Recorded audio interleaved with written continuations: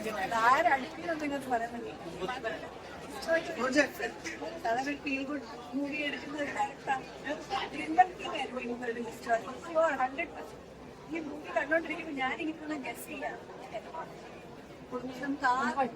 മനസ്സിലാവുന്ന ലാസ്റ്റ് ആരാണ്.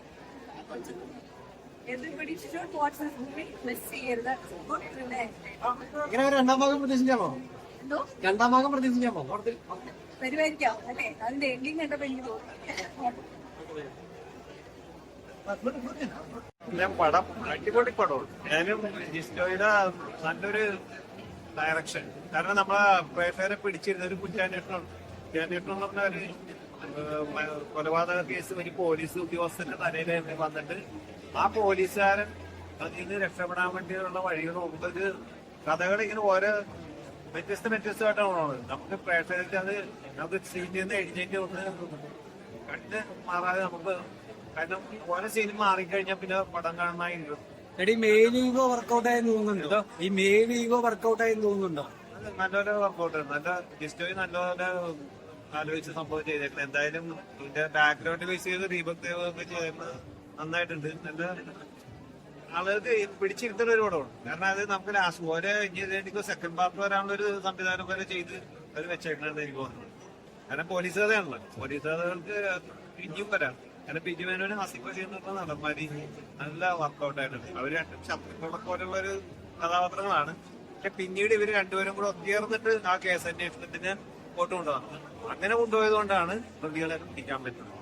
ഒരു കഥയിൽ നിന്ന് വേറൊരു കഥയിലോട്ട് അങ്ങനെ പോയി പ്രേക്ഷകരെ പിടിച്ചിരുത്തുന്ന ഒരു സിനിമയാണ്. എല്ലാവരും തിയേറ്ററിൽ നിന്ന് നല്ല തിയേറ്ററിൽ നല്ലൊരു പടമാണ് ജിസ്റ്റ് വരാതെ. സൺഡേ ഹോളിഡേ ഒക്കെ എനിക്ക് വളരെ ഇഷ്ടപ്പെട്ട ഒരു പടമാണ്. എത്ര പ്രാവശ്യം കണ്ടാലും മടുക്കാതാണ്.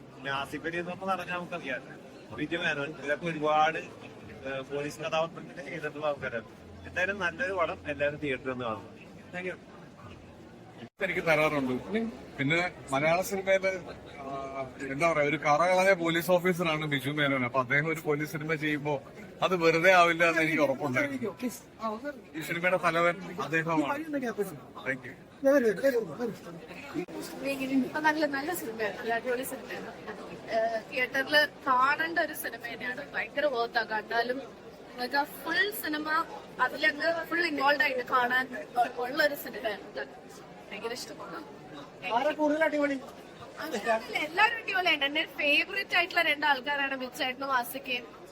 രണ്ടുപേരും തകർത്തിട്ടുണ്ട്. കൂടുതൽ എല്ലാവരും നന്നായി ചെയ്തിട്ടുണ്ട്. പോലീസ് ആയിട്ട് വന്ന എല്ലാവരും നസീർക്കാണെങ്കിൽ എല്ലാവരും അടിപൊളിയായി ചെയ്തിട്ടുണ്ട്. സൺഡേ ഹോളിഡേ പോലെ തന്നെ ഒരു അടുത്ത മൈൽ സ്റ്റോൺ ആയിരിക്കും. കാരണം ഇത് സൺഡേ ഹോളിഡേ ഭയങ്കര ഡിഫറെന്റ് ആണ്.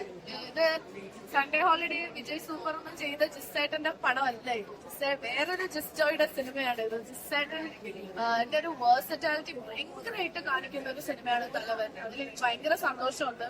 അതിന്റെ അറ്റ്മോസ്റ്റ് പെർഫെക്ഷനിലാണ് ജിസ്സേട്ടൻ ഇത് ഇട്ടിരിക്കുന്നത്. എനിക്ക് കണ്ടിട്ട് തോന്നുന്നത് പ്രതീക്ഷിക്കാമെന്നാണ്. ഞാൻ എന്തായാലും പ്രതീക്ഷയോടെ കാത്തിരിക്കും. നല്ലൊരു ഇൻവെസ്റ്റീരിയലാണ്. സ്ഥിരം ജിസ്റ്റേഴ്സ് ഫോമിലല്ല, നന്മയ അത്യാവശ്യം നല്ല അവസാനത്തെ ത്രില്ലിംഗ് ആയിട്ടുള്ള ക്ലൈമാക്സ് അത്യാവശ്യം ടെസ്റ്റ് ഉള്ള നല്ലൊരു ഇൻവെസ്റ്റീരിയലാണ്. ബിജുവിനോ ആസ്ട്രേലിയ കോമ്പറ്റീഷൻ നല്ല രസമാണ്. നല്ലൊരു ഇൻവെസ്റ്റീരിയൽ, നല്ല രീതിയിൽ വർക്കൗട്ട് ആയിട്ടുണ്ട്. ബിജു മേനോനോട് വന്നുള്ള തീ ആയിട്ടുണ്ട് പടം. ത്രില്ലർ വാച്ചബിൾ ആയിട്ട് കാണാൻ പറ്റിയ പടമാണെന്നുള്ള ഒരു ഡൗട്ടും ഇല്ല. ഫസ്റ്റ് തൊട്ട് എൻഡിങ് വരെ നല്ല രീതിയിൽ എൻഗേജ് ചെയ്തിട്ടുണ്ട്. ഇൻട്രസ്റ്റ് ഫാക്ടർ ഒരുപാടുണ്ട്. ക്ലൈമാക്സ് പക്ക ട്വിസ്റ്റ് ആണ്. നിയറസ്റ്റ് ടൈമിൽ ഇറങ്ങിയ ത്രില്ലർ ഫിലിംസ് വെച്ച് നോക്കുമ്പോഴത്തേക്ക് ഫസ്റ്റ് ആയിട്ട് കാണാൻ പറ്റിയ ഒരു ഡൗട്ടും ഇല്ല.